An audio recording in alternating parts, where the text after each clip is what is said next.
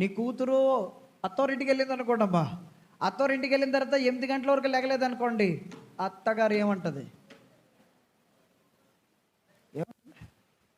ఏమంటుంది చెప్పండి అబ్బా.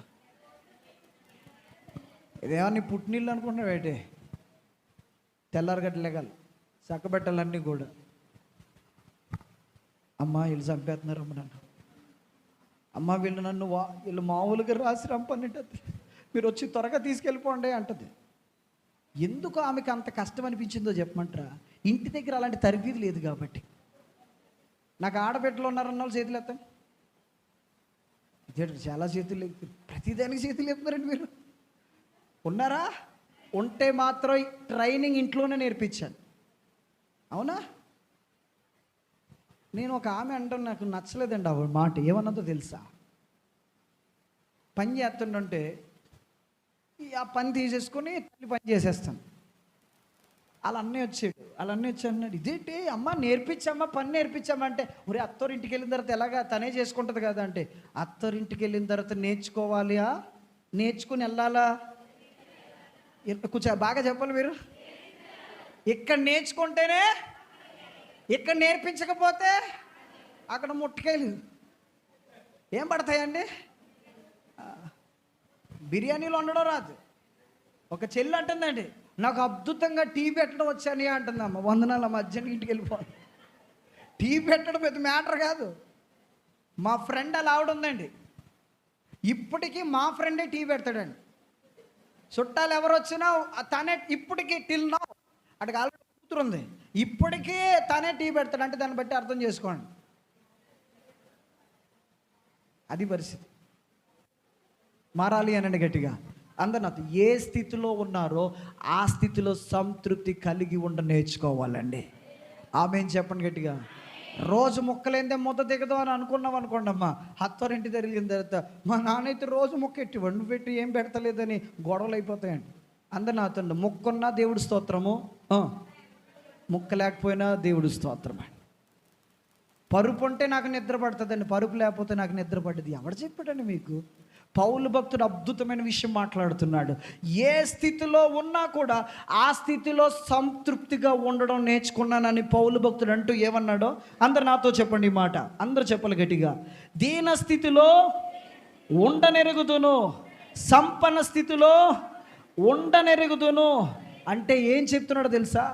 ఒక చోట లేని పరిస్థితి వచ్చినప్పుడు అక్కడ ఎలాగుండాలో నేర్చుకున్నాను, ఇంకొక చోట ఉన్నతమైన పరిస్థితి వచ్చినప్పుడు అక్కడ ఎలాగుండాలో నేర్చుకున్నాను. ఎక్కడ ఉన్నావో అక్కడ ఎలాగుండాలో దేవుడు వాక్యము ద్వారా నేర్పిస్తున్నాడండి. ఆమేనని చెప్పండి గట్టిగా, కొంచెం గట్టిగా చెప్పండి ఆమేనని. హల్లెలూయా చెప్పండి గట్టిగా, హల్లెలూయా. నేను వెళ్ళిన ప్రతి చోట అన్నీ సొఫిస్టికేటెడ్గా ఉండమండి. నేను సిటీస్లో తిరిగాను, వేరే కంట్రీలు, వేరే ప్లేస్లో తిరిగాను. ఏసీలో పడుకున్నాను, ఏసీ లేని ప్లేస్లో పడుకున్నాను, కింద పడుకున్నాను, అన్ని రకాలు పడుకున్నానండి. నేను అలా పెరగలే, కానీ దేవుడితో నేను ఒక ఒప్పందం చేసుకున్నాను. ఇది ఒప్పందం. నేను ఏ స్థితిలో ఉన్నానో ఆ స్థితిలో సంతృప్తి కలిగి ఉండడం నాకు నేర్పించండి ప్రభా. అందరూ అనండి, నేర్పించండి ప్రభా. ఆమేన్ చెప్పండి. హల్లెలూయా. అమ్మ లేచి పాట పాడండి అమ్మ అని ఒక ఆవిడని పిలిచారు. ఇంకొక ఆవిడ కోపం వచ్చింది. ఎందుకో చెప్పండి? ఆవిడనే పిలుస్తారు పాస్టర్ గారు మనల్ని. అందుకే మా చర్చిలో ఏం చేస్తానంటే, కొయ్యరు వారు అందరూ వచ్చి లేచి నిలబడి పాటలు పాడమంటారు. అంటే అర్థం ఏంటి? పేరు పెట్టి పిల్లడాలు లేవు. ఎవ్రీ టైం మీరు అబ్జర్వ్ చేయండి అమ్మా, మీ ఆలోచనలు మీ మాటలు బాగా రోజు అబ్జర్వ్ చేయండి. మీరు ఆలోచించిన రీతిగానే మీ మాటలు ఉంటాయండి. మీరు ఆలోచించిన రీతిగానే ఇది మారితే ఇది మారుతుందండి. ఇంకా బాగా ఎగ్జాంపుల్ చెప్తానండి. ఎంతమంది ఇంటి దగ్గర ట్యాంకులు ఉన్నాయి? 750 లీటర్స్, 1000 లీటర్స్, 1000 లీటర్లు, 750 లీటర్స్ అండి. ట్యాంకులో నీరంతా మురికిగా ఉందనుకోండి అమ్మా, కిచెన్లో ట్యాప్ ఓపెన్ చేసామనుకోండి, నీళ్ళు ఎలాగ వస్తాయి? సరిగ్గా చెప్పండి, ఎందుకు వస్తాయి?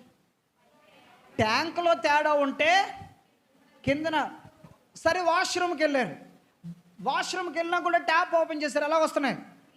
దాన్ని బట్టి మీకు ఏమర్థమవుతుంది? ట్యాప్లో ప్రాబ్లం లేదు, ట్యాంక్లో ప్రాబ్లం ఉంది. అందరు నాతో చెప్పండి, ట్యాప్లో ప్రాబ్లం లేదు, ట్యాంక్లో ప్రాబ్లం ఉందండి. చప్పట్లు కొడుతూ గట్టిగా హల్లెలూయా. ఆ ట్యాంక్ని ఫస్ట్ మనం ఏం చేయాలంటే క్లీన్ చేయాలి, తర్వాత రీఫిల్ చేయాలి.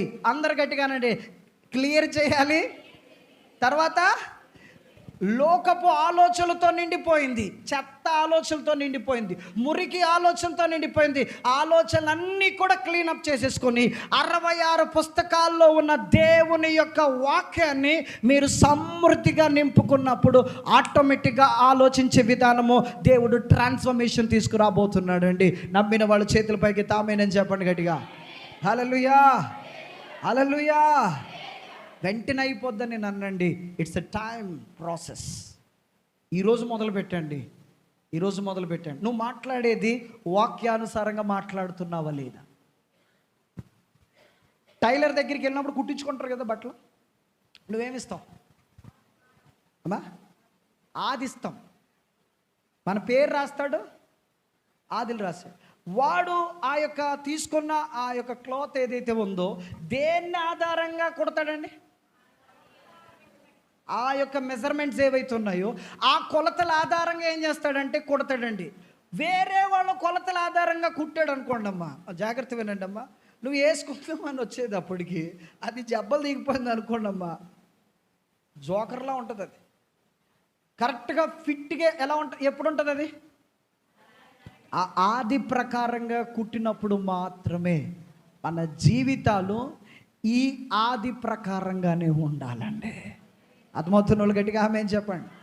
అందుకే రోజు వాక్యం చదవాలి, అందుకే రోజు వాక్యాన్ని స్టడీ చేయాలి, మెడిటేట్ చేయాలి, ధ్యానించాలి. దేవుడు ఏం మాట్లాడుతున్నాడో ఒక్కొక్క వచనాన్ని ధ్యానించాలి, దాన్ని అబ్జర్వ్ చేయాలి. అర్థం కాకపోతే దైవజనుల దగ్గరికి వచ్చి నాకు ఇది అర్థం కాలేదని అర్థం తెలుసుకొని దాని గురించి ఆలోచించడం మొదలుపెట్టండి.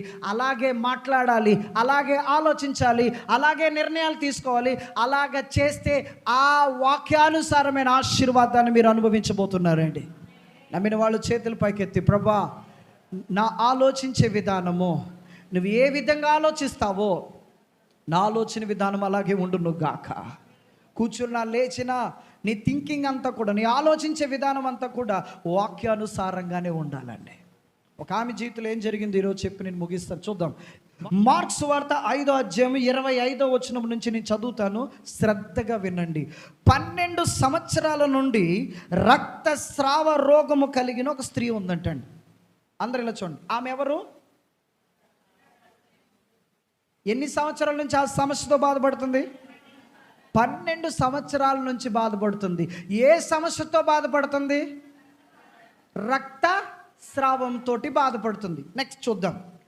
ఆమె అనేక వైద్యుల చేత ఎన్నో తిప్పలు పడ్డదండి. తిప్పలు పడ్డం ఏంటి? వైద్యుల చేత వైద్యవంతాలు, కానీ వైద్యుల చేత తిప్పలేంటి అంటే ఎవరికి తెలిసిన ప్రయోగాలు ఆ యొక్క తల్లి మీద చేయడం మొదలుపెట్టారండి. సుదీర్ఘంగా 12 సంవత్సరాలు ఆమెకు స్వస్థత లేదు, ఆమెకు మనశ్శాంతి లేదండి. ఒకే సమస్యతోటి 12 సంవత్సరాలు ఈడ్చుకుంటూ వచ్చిందండి. ఈరోజు ఇక్కడ కూర్చున్న వాళ్ళలో కూడా చాలామంది ఇప్పటికే కొన్ని విషయాల్లో బాధపడుతూ ఉన్నారు. అది నెల నుంచి కాదు, లేకపోతే 2 నెలల నుంచి కాదండి, సుదీర్ఘంగా కొన్ని సంవత్సరాలుగా బాధపడుతున్న వాళ్ళు ఇక్కడ ఉండి ఉండొచ్చండి. But you know one thing, నువ్వు తెలుసుకోవాల్సిన ఒక విషయం ఏంటో చెప్పమంటారా? దేవుడు మార్పు తీసుకురాగలిగిన వాడండి. హౌ అనేది ఈరోజు మాట్లాడబోతున్నాను నేను. హల్లెలూయా. ఆమె యేసును గూర్చి విన్నదండి. అప్పటి వరకు ఎవరి గురించి విన్నది అమ్మా చెప్పండి? డాక్టర్స్ గురించి విన్నది. ఎవరో చెప్తున్నారు పలానా డాక్టర్ ఈజ్ ఎక్స్పర్ట్ అంటండి, ఇందులో ఆయన చాలా పిహెచ్డి చేశాడంట, ఆయన చాలా తోపండి, ఇవన్నీ చెప్తుండంటే ఇవి డబ్బు మూట కట్టుకోవడం, ఎక్కడికి వెళ్ళడం, అక్కడికి వెళ్ళడం, ఖర్చు పెట్టడము, తగ్గకపోవడం, అన్ని విని విని విని విని విని విసుగుపోయి చివరికి ఆమె జీవితంలో ఒక అద్భుతమైన వ్యక్తి గురించి వినడం జరిగిందండి. ఆయనే నజరేయుడైన యేసు అండి. చప్పట్లు కొడుతూ హల్లెలూయా చెప్తామా గట్టిగా? హల్లెలూయా. ఆమె ఎప్పుడైతే యేసును గురించి విన్నదో, అందరు నాతోనండి, ఆమె యేసును గురించి విని ఎప్పుడైతే వింటూ ఉన్నదో, యేసయ్య చేస్తున్న కార్యాలు వింటూ ఉన్నదో, ఆమె ఆలోచించే విధానంలో మార్పు వచ్చేసిందటండి. ఆమేన్. అందరు నాతో, ఏం మారాలమ్మా? ఆలోచన విధానం ఎలా మారుతుంది? వినే విషయాన్ని బట్టి మారుతుందండి. వినే విషయాన్ని బట్టి మారుతుంది. ఒక వ్యక్తి ఉన్నాడు, చాలా మంచి వ్యక్తి. ఆ వ్యక్తి మంచివాడండి, చెడ్డోడు కాదు. కానీ ఆ వ్యక్తి చేతబడి చేస్తాడు అన్నారు అనుకోండమ్మా, ఆ వ్యక్తికి నీ సెకండ్ ఎత్తువా? ఆ వ్యక్తికి నీ బిడ్డనిచ్చి ఎత్తుకోమంటావా? ఆ బిడ్డ వస్తున్నాడు అంటే నువ్వేం చేస్తావు? బయట ఆడుకున్న పిల్లలందరినీ రెక్కబట్టుకు రాయ్ లోపల రా, డోర్లు వేసి లాక్ చేసేసి కుక్కెత్తారండి. ఎందుకో చెప్పండి? ఆయన చేతబడి చేస్తాడు, నువ్వు చూసి వచ్చావమ్మా. అర్ధరాత్రి 12 గంటలకు ఆయన ఏం చేస్తాడు, నువ్వు వెళ్ళి చూసి వచ్చావా? మరి ఎలాగ నువ్వు భయపడ్డావు? ఎవరో చెప్పారండి, వినుట వలన విశ్వాసమే కాదండి, వినుట వలన భయం కూడా వస్తుందండి. రోమా 10:17 ఏముందంటే, వినుట, చదవండి అన్నమాట. విశ్వాసం ఎలా వస్తుందో చూడండి. మరి కాగా వినుట వలన విశ్వాసము కలుగును. ఎంతమందికి విశ్వాసం కావాలి అమ్మా? ఎంతమందికి విశ్వాసం కావాలి? షాపుల్లో కేజీలు ఎక్కడ అమ్ముతున్నారా? ఎక్కడ అమ్మరండి. విశ్వాసం కావాలని ఆశించిన వాళ్ళందరికీ నేను ఒక మాట చెప్తున్నానండి, ఆల్రెడీ నీలో ఉంది. అది లేదు అనుకో, అది నీలోనే ఉంది. You have. అందరు నాతో అనండి, పక్కలతో చెప్పండి, అది నీలోనే ఉందని చెప్పండి. మాట్లాడరండి. నీలోనే ఉంది. అందుకే కదా నువ్వు ఇక్కడికి వచ్చి కూర్చున్నావు, అందుకే కదా దేవుడు నమ్ముతున్నావు. హల్లెలూయా. విశ్వాసము ఉంది, కానీ అది ఏ స్థితిలో ఉందంటే బలహీనమైపోయిన స్థితిలో ఉందండి. అందుకే ఇక్కడ దేవుడు పౌలు భక్తుడి ద్వారా ఏం మాట్లాడుతున్నాడు? అందరు నాతో, వినుట వలన విశ్వాసం కలుగును. విశ్వాసము క్రీస్తును గూర్చిన మాట వలన కలుగును. అంటే ఏ మాట వలన నీకు విశ్వాసం కలదు, కానీ క్రీస్తును గూర్చిన మాట వలన కలుగు. ఇప్పటికీనండి, నేను ఇప్పటికి టిల్ నౌ నాకున్న అలవాటు ఏంటంటే, ఎవ్రీడే ఇంగ్లీష్ మెసేజ్లు రోజుకి 1-2 గంటలు వింటానండి. కంటిన్యూగా వింటాను. ఇప్పటికీ నా మొబైల్ మీరు ఆపరేట్ చేస్తే ఇంగ్లీష్ మెసేజ్ కుప్పల కింద ఉంటాయి. ఎందుకో చెప్పమంటారా? వినుట వలన ఏం కలుగుతుంది అంటే విశ్వాసం. ఒకసారి వింటే కలగదు. ఇంగ్లీష్ బైబిల్లో ఏముందంటే వినుట అనే మాట లేదండి, హీయుడు అన్న లేదు, హీయుడింగ్ అని ఉంది. అంటే ఆ మాటకు అర్థం ఏంటంటే వినుచూ ఉండుట వలన విశ్వాసము కలుగును. మళ్ళానండి మాట, ఈ విశ్వాస మాటలు ఒకసారి వింటే సరిపోద్దు, వినుచూ ఉండాలి. వింటూ ఉండగా వినుచూ ఉండడం వల్ల నీ యొక్క డౌట్ పోయి నీ జీవితంలో విశ్వాసము బలముగా తయారవడం మొదలు పెడుతుందండి. ఆమెను చెప్పండి గట్టిగా. 25-26 వచనాలు చదివితే ఆమె జీవితంలో ఉన్న విషయం ఏంటంటే, 12 సంవత్సరాల నుంచి బాధపడుతుంది. అనేక వైద్యుల చేత తిప్పలు పడ్డది. డాక్టర్ల గురించి విన్నది, వాళ్ళ గురించి విన్నది, వీళ్ళ గురించి విన్నది.